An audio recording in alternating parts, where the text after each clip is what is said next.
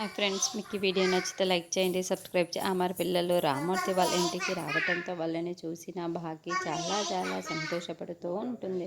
రామూర్తి సంతోషానికి హద్దులు లేకుండా పోతుంది. రండి బాబు, రండి రండి. రామూర్తి చాలా సంతోషంగా అమర్ని పిల్లల్ని లోపలికి తీసుకువచ్చి కూర్చోబెట్టి మర్యాదలు చేస్తూ ఉంటాడు. అప్పుడే అమర్ మాట్లాడలేక చాలా నిదానంగా మాట్లాడుతూ ఉంటాడు.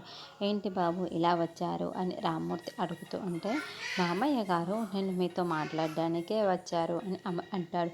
ఏంటో చెప్పండి బాబు, మాట్లాడండి అని రామ్మూర్తి అంటాడు. ఇక బాగా అమర్ వైపుకు పిల్లల వైపుకు చాలా ప్రేమగా చూస్తూ ఉంటుంది.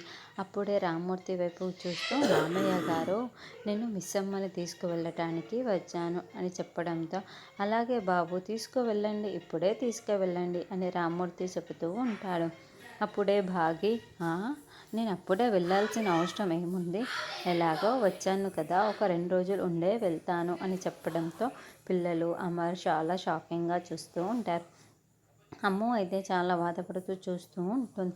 అంటే ఆయన రమ్మని గట్టిగా చెప్పట్లేదు కదా, అందుకే నిదానంగా వెళ్దాం, అప్పుడే వెళ్ళడం ఏంటి అని అంటున్నాను అని భాగ్య చెప్తూ ఉంటుంది.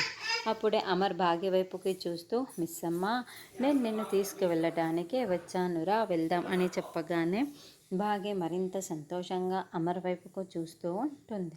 సదాశివం నిర్మలమ్మ చెప్పినట్లు భాగ్య ఇంకా ఇంకా బెట్ చేసి అలక చేస్తుందా లేకుంటే ఇప్పుడే వెళ్ళిపోతుందా అన్నది నెక్స్ట్